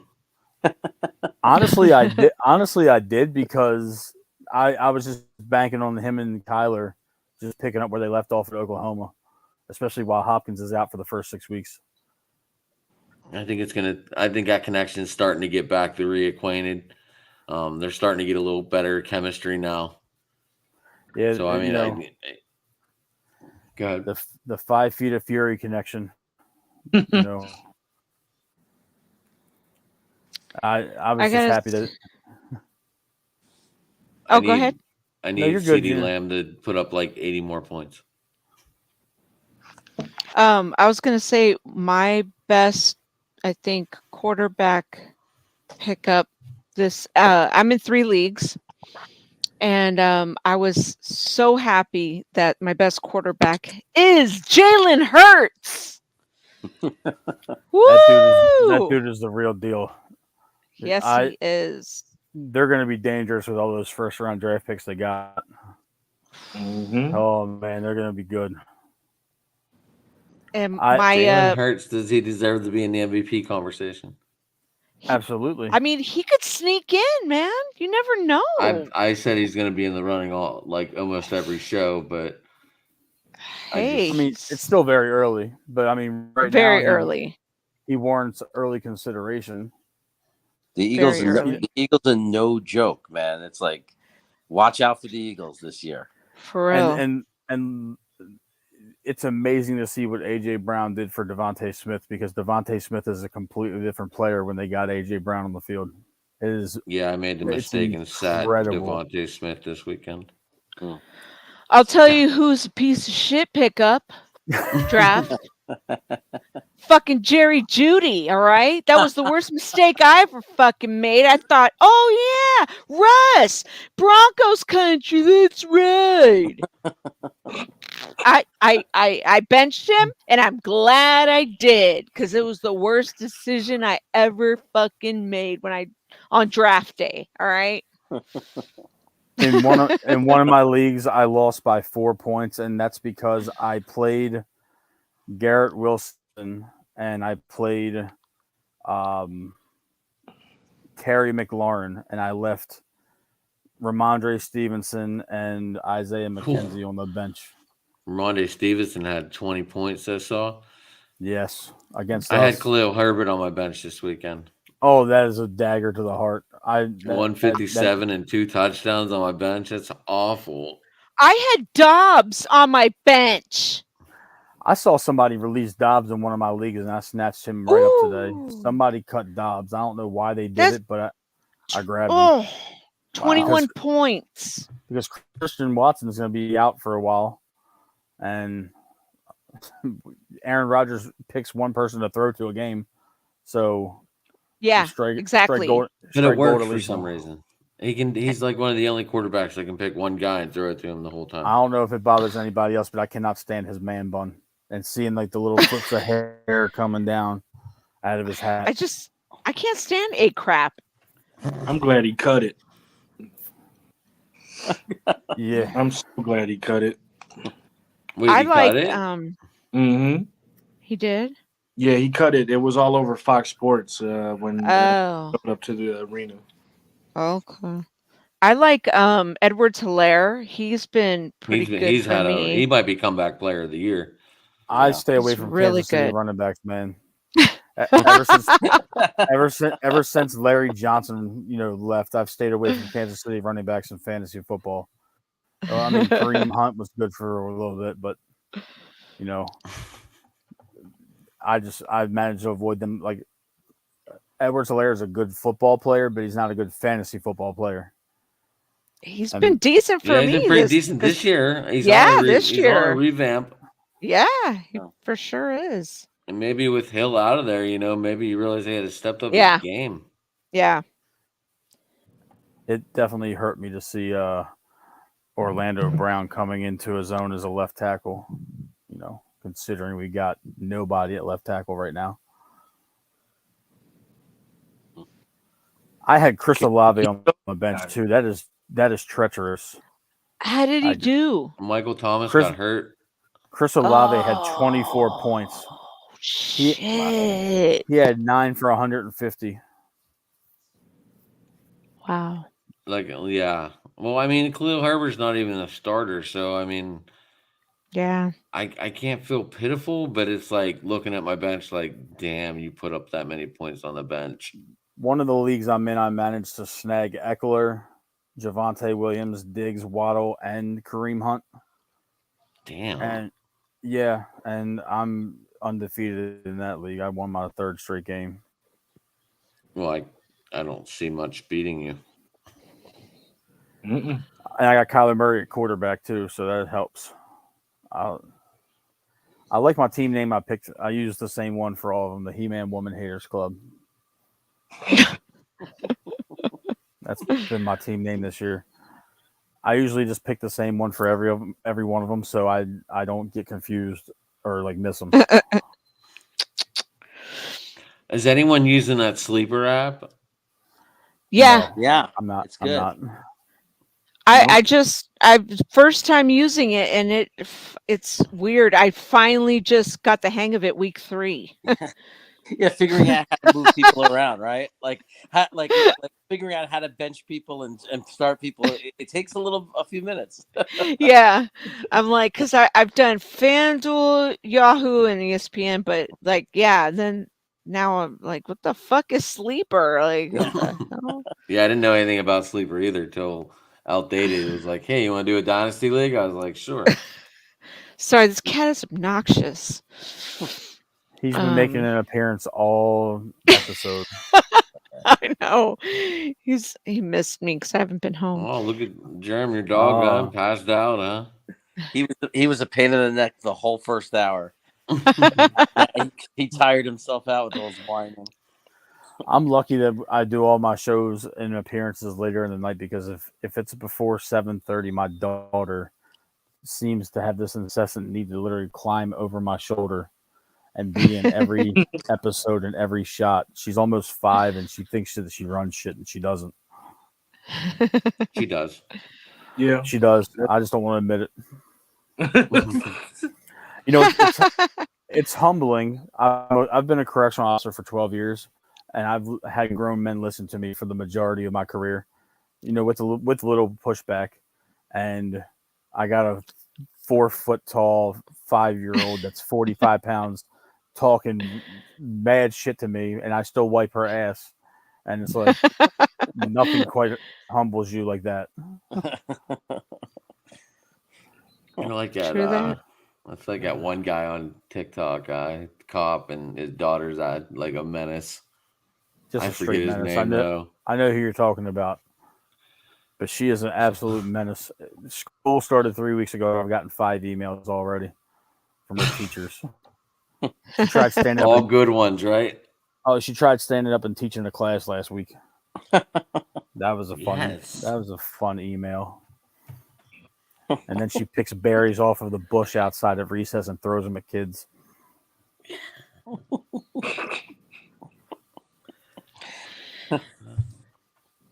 So, any other good fantasy. Anything on the waiver wire this week? Anyone looking at anyone? I was looking at the waiver wire earlier, man, and most of my leagues, Devin Singletary is available in a lot of them, and so is Brashad Pick him Perryman. up. I have him. Oops, I have him, and he's done well for me. Now I just gotta figure out if I'm gonna drop Damian Harris. He's been, he still got 18 points, I think, this week too, right? Yeah. So. And Stevenson just had the touchdown, right? See, in fantasy, I'm always so tempted to pick up Njoku and stash him on my bench, and then he has 3 weeks where he scores 7 points, and then I cut him, and then he has a 25-point day. And I had him on my bench because Njoku had doesn't want to be on your Ravens team. Oh man, that's been I had Jamal Williams on my bench also. And I told my brother, and he was like, "Don't worry, I had him on my bench too."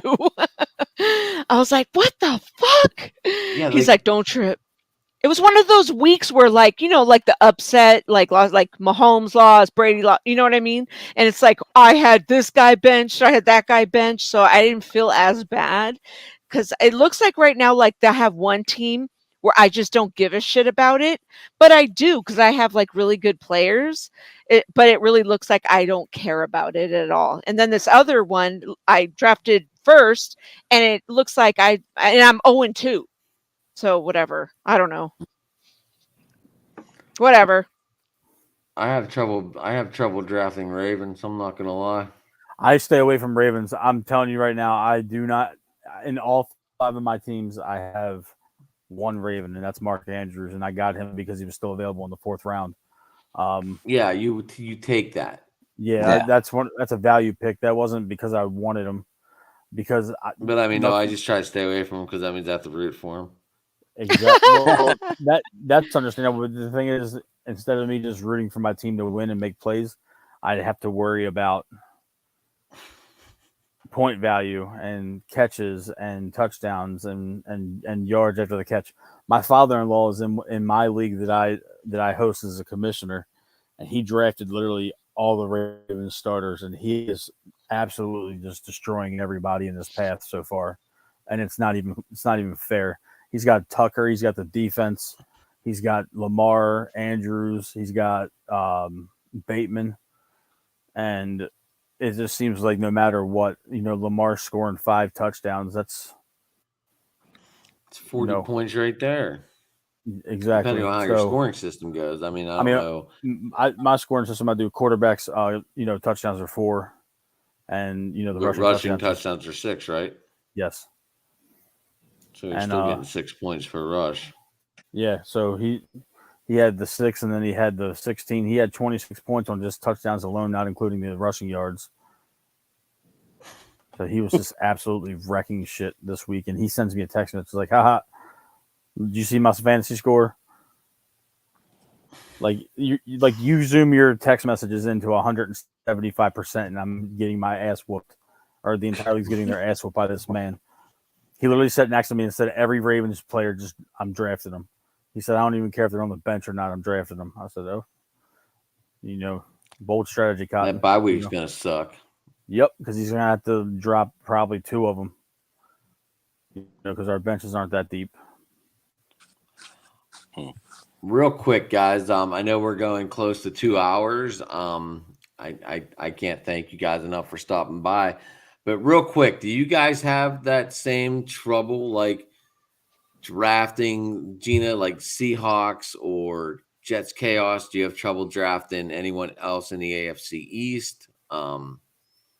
Rivals? I don't, because what I do is, and I learned to do this because it was ruining football for me by not doing it. I draft my team as best I can. I put in the best lineup I could put in, and then I just focus on the Jets, and I have my football weekend, and then I look and see how I did. That's a good strategy. Mm-hmm. I had Pat Freiermuth on 2 of my teams. He's a good tight end. Yeah, I have him on 3 teams. No joke. And he's going to get better once we get he's going to get better once Kenny Pickett gets in there, throwing all those short passes. Yeah. Bullshit. I just hope he doesn't turn into Heath Miller. I hope he does not turn into Heath Miller. Heath Miller was pretty good. Heath Miller was a fantastic tight end. Unfortunately, I drafted some lambs, Stafford and I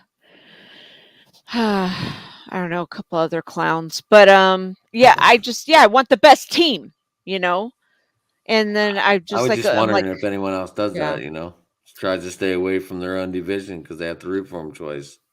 No, when I did play, I drafted guys within my division. I watched them the most. I felt like I had the best eyes on them as much as I did for somebody, on the West Coast. Yeah, I want the best team. So that's just a no-go. But everywhere else, yes. Well, we get the 9:30 game this weekend, huh? Isn't it the first game overseas next week? Yes. Who's playing? Is it? I want to say it's the Falcons, ain't it? London. It's the London. No, it's not the Falcons. Yeah, they were there last year. The Jets. I thought it was the Saints and somebody else. I don't know. I just know it's usually week 4. So we wake up to football. Like literally football. Next weekend is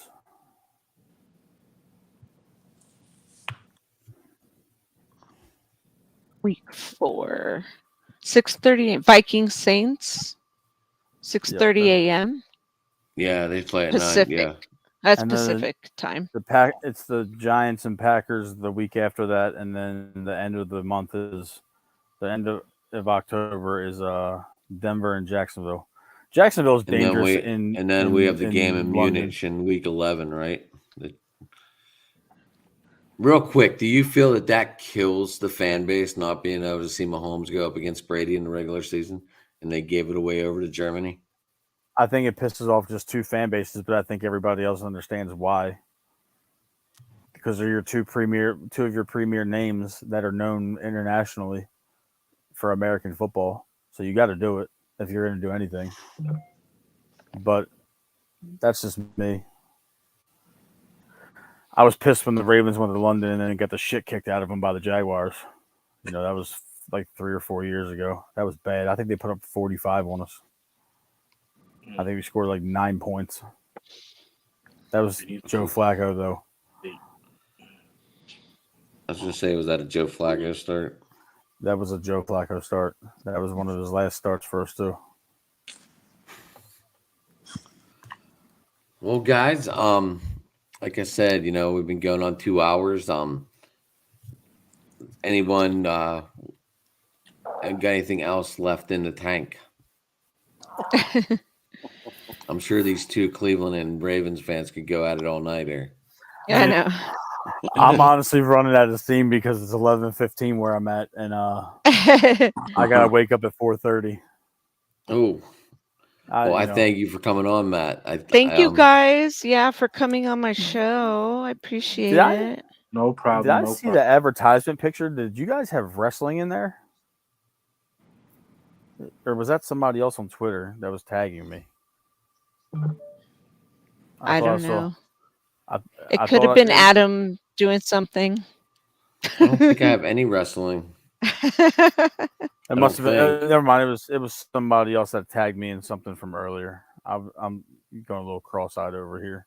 The only one that does wrestling in our group is Billy, or Slasher Sports. Oh, it was different. It was a different thing. I got tagged by some dude named Tino. I'm in so many retweet groups that I don't know how people keep up on that. I know. I was in the content creators one, and I had to bounce because my dad was passing away, and it was too much for me. So that's understandable. Yeah. I try to keep up. It's impossible. It is impossible. Yeah. I do it twice a day, and then whatever I don't catch, I don't catch. It's not like I'm trying to blow you off. I get what I can, right? And the stadium rant dudes are starting to get a little bit more protective about making content for them and sharing it within our groups and stuff. I know Jeremy's familiar with that.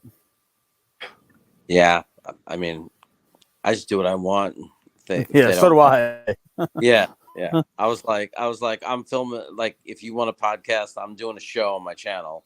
Like, that's what I did last week, and I'm putting it on my channel. And then I'm going to record it. And I'm going to send you the recording, and that's the way it's going to roll, because I don't got the time to do like 2 previews and do it separate. Like, it's just, I put enough time into my channel, and I told my guy that right from the beginning. I told my editing guy, I said right from the start, I said, I'm busy with this channel, and that's my priority. So I'll share recordings of it. You could do whatever you want with it as a podcast, but I'm not doing double time. I've been there. They the biggest thing is that doing a podcast, number one for them. I have my own, but then I do theirs with my buddy Josh that you met, and they want no cussing. They want commercial breaks for their advertisement, because they got Dr. Squatch to sponsor them. And it's like, you got to keep logs of when you do your things exactly. And I'm like, well, why aren't they? I need Dr. Squatch's sock. That's all you got in my closet. Holy cow. Well, we didn't get it for us. They got it for the website. Freaking, like, I like their products. I'm not giving free is amazing. I love it. Like, it smells good. It feels good. But anyway, yeah, I'm not giving, doing a free rant, but I do have I like their deodorants too. Yes, that was the best change. I freaking like that. If you guys want to stick around after, you can. I have to go, but Adam, you can I'll be back later. I have to go. All right. Does anybody how to get a hold of you guys? Jets Chaos for me, it's real simple. Get Jets Chaos on YouTube. And you can go to jetsjoint.com if you want to see my articles and the articles we have in there for Stadium Rant. But my main thing is I'm easy to find on Twitter, Jets Chaos at Jeremy Cravat 2, and YouTube, Jets Chaos. Thank you, Jeremy, for stopping by. Sure. Thanks for having me. Thank you. Evan? It's real easy. You can find me at Brogdon Evan on Twitter. My YouTube is coming soon. I actually am on my phone today. I broke my camera last week, so YouTube will have to wait a little bit longer. But for right now, just find me at Brogdon Evan on Twitter. I follow back, and we can talk sports all day long.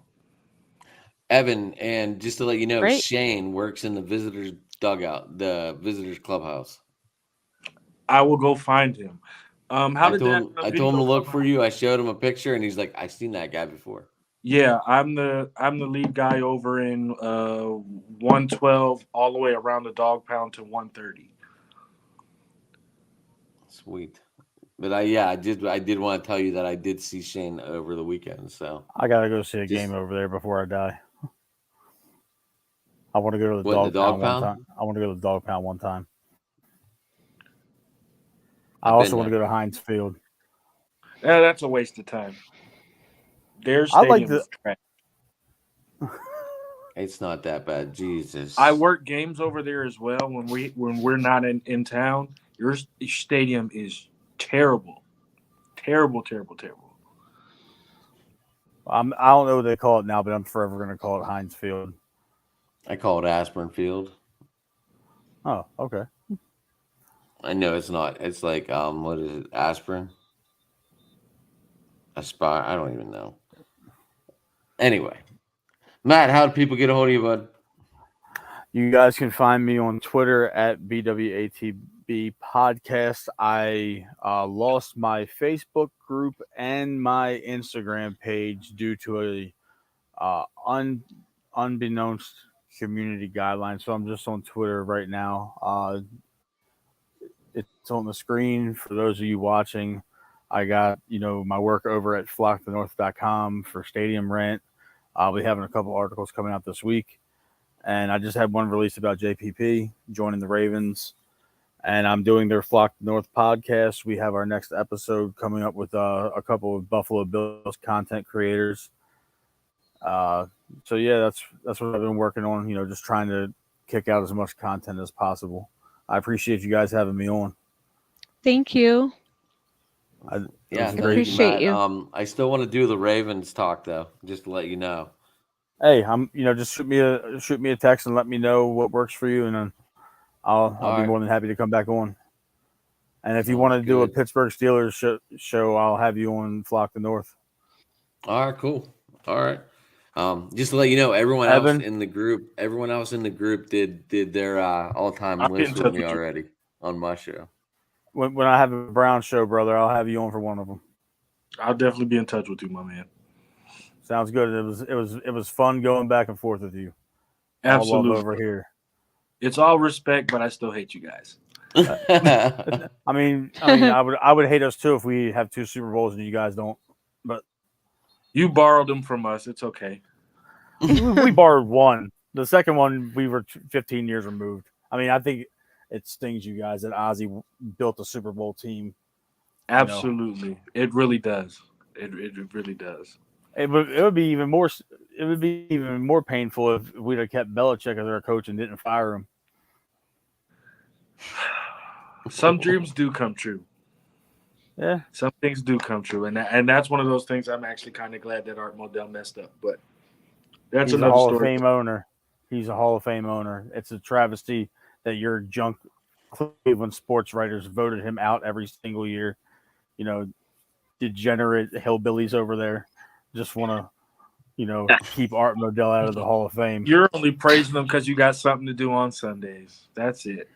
Hey, he was good for our city. He got us a nice stadium downtown.